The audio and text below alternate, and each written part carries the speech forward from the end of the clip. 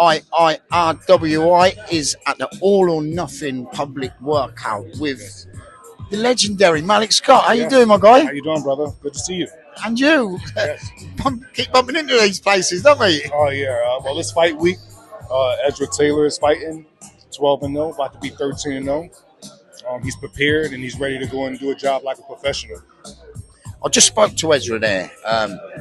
He's got a difficult kid Saturday. Steve Woodall's not an easy kid. At all. And a late change of opponent. Yes. Lewis pulled out, back injury, whatever. But a late opponent could always be a dangerous opponent. Yes. Especially a late opponent like this guy, because usually late opponents come in and they could be a bit soft.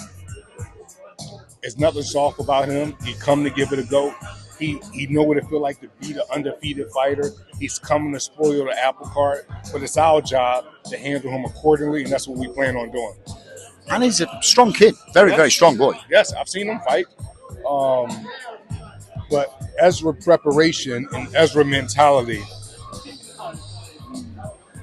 I personally believe if you're a strong kid and you're determined, and that's all you have, and your game is like limited to just like those two things, I just think for the way that we have prepared, that it's a strong possibility that may not be enough. That may not be enough for him to deal with what Ezra has to bring to the table. Yeah, but I was just going through there I was just speaking about you when I was speaking to Ezra. For me personally, as an ex-fighter, Malik, this is coming from an ex-fighter's point of view. You're not just a coach, you're a student. Yes, forever. Sorry. As you said, I'm a student. I will forever be a student. I'm a professional boxing coach, but I want to be a great coach someday. And I'm on this journey of becoming that. And me and Ezra is together right now, and everyone else that I work with. And they all just on the journey with me, because just like fighters have their journey, they want to be world champions, they want to be this. My job is every day I want to become a great coach. I'm not a great coach right now. You know what I mean? I'm a good coach. I know the game. I know how to break things down. I have a good eye. But I want to be able to say one day I'm a great coach, because if I could validate myself, then that's the real meaning, because I don't have mirror issues. I'm only going to be truthful with myself. And someday I want to be a great coach, and I'm working towards that every time. I'm working towards that every session. I'm working towards that every breakdown I do. I'm working towards that every fight I watch, every fighter I work with, every coach that I learn from. I'm always working to be the best that I can be, and the best that I can be is a great boxing coach for all my students to come. You just said one word a couple of times there, Malik. Breakdown. What I have noticed with all of your work, the simplicity in which you break things down with. Yes. You know, that as a fighter is so easy to understand. And I think this is going to be you. You're going to be. Yes. I just believe, like,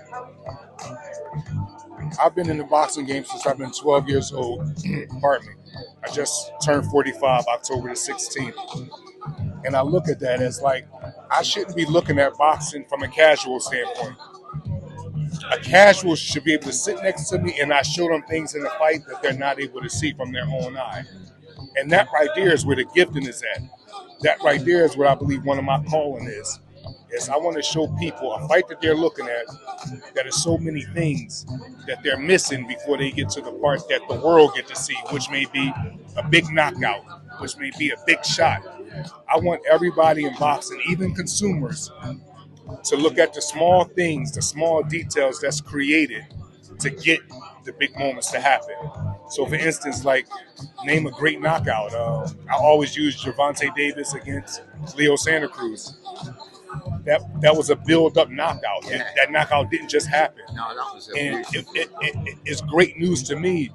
It would be great news to me if I would hear boxing fans, consumers, to point out those things, because that means that's elevating the game of boxing educational-wise, not just for fighters and for coaches. I want the fans to get more intelligent. You know what I mean? I want the fans to see knockouts happen before they actually happen. I want them to see the build-up. And while I'm here on this earth, that's what I'm going to do. I'm always going to do my best to teach. I'm always going to do my best to break down. I'm always going to use my eye because I believe I do have a special eye when it comes to this noble art. And your journey, mate. I just love your journey, and I can see it being a brilliant one. Yes. But I think they're all rushing about now, Malik, to get this started. God bless you, brothers. Always good seeing you, and always good talking to you. A couple of quick fire ones. What's up? In your eyes, best jab in boxing. In the history of boxing? In history. Larry Holmes. Larry Holmes. Okay. Best offense in boxing in history. Best offense in boxing, Aaron Pryor. If we're talking about just offense, I go with Aaron Pryor because the volume, and he was a puncher. So you're dealing with high volume in the puncher. It really was like almost no way out for guys fighting. So I would go with Aaron Pryor for offense. Aaron Pryor, Alexis Arguello, what a fight. Yes, absolutely classics. Okay. The best defense in boxing.